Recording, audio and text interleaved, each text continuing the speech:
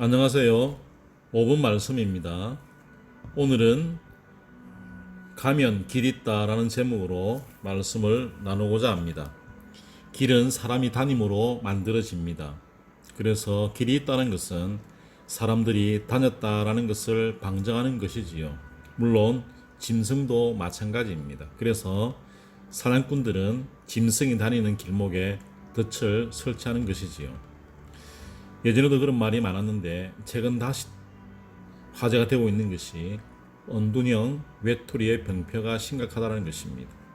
조금 차이는 있을지 모르나 희끼꼬무리와 같은 것입니다.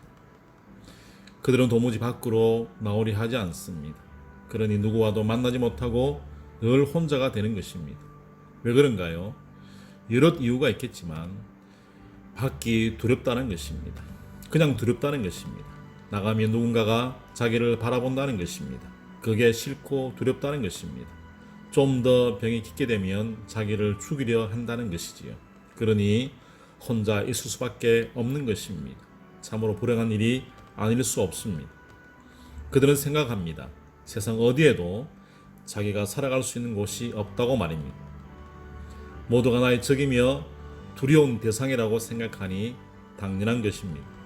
마치 세상은 저 멀리 있는 산과 같은 곳, 온통 숲으로 덮여있는 얼뭉한 곳, 온통 날카로운 바위로만 우뚝 선 곳, 오르지 못할 빙산으로 된 곳, 누구도 반기지 않는 적대적인 곳, 길도 방향도 없는 그런 곳, 그러니까 가까이 하기에 너무도 먼 당신과 같은 곳이 바로 세상이라는 것입니다.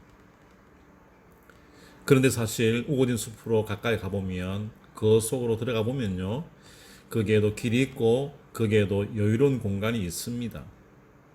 그러나 그들은 그것을 모르는 것이지요. 어쩌면 대래 그들이 머물고 있는 장소보다 살기가 더 좋은 곳일 수도 있습니다. 하지만 나아가지 않으니 그와 같은 신비를 알 리는 없는 것입니다. 언둔형, 희끼꼬물이에 반대되는 개념이랄까 파이어족이 있습니다. 그들은 비록 산에 길이 없다 해도 자신이 나아가 길을 만들고 닦는 그러한 자들일 것입니다. 자신뿐만 아니라 다른 사람에게도 길을 제공하고 열어주는 그런 자들이라 할 것입니다. 물론 두 부류는 극단에 선 자들이지만 굳이 두 부류 중에 바람직한 집단을 선택하라고 한다면 바이오족이 아닐까 합니다. 생각을 해보건대 길을 만들고 내는 자들은 일상이 바쁘고 또 바쁜 자들이기 때문에 그러니 그들에게선 최근 일어나고 있는 그런 병폐가 없지 않을까 생각해 봅니다. 사실 바쁘면 잡스러운 생각이 나지 않습니다. 사랑하는 여러분, 이스라엘 백성들을 보십시오. 그들은 하나님을 따라 광야에 길을 내며 나아갔던 자들입니다. 하나님 이렇게 하나님 백성들이 광야와 같은 곳에서 길을 내시기를 원하십니다. 그곳에 고난과 지침의 어려움이 있어도 그곳에 길을 내길 원하시는 것입니다.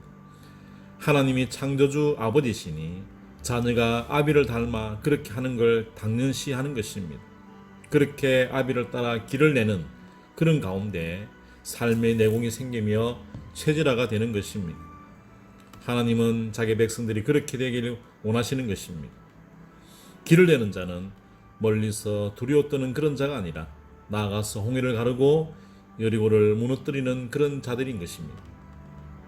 잊지 마십시오. 가만히 있으면 어떤 답도 없습니다. 일찍이 존 칼빈은 이런 말을 했습니다.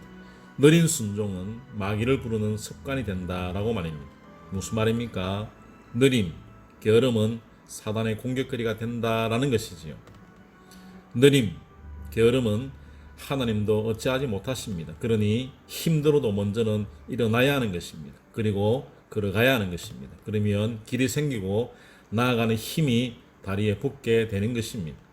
하나님은 광야에서 자기 백성들을 그렇게 건강하길 그렇게 원하셨던 것입니다. 잊지 마십시오. 우선은 일어나 나아가야 합니다. 그러면 길이 나고요. 또한 길이 있게 되어지는 것입니다. 가지 않으면 길도 없고요. 또 길도 나지 않고요. 누군가 만들어 놓은 반듯한 길도 발견할 수 없습니다. 그러므로 온둔함으로 사단의 밥이 되는 어리석은 일은 절대 없어야 할 것입니다. 오늘은 여기까지입니다. 오늘도 승리하는 삶 되시기 바랍니다. 감사합니다. 할렐루야.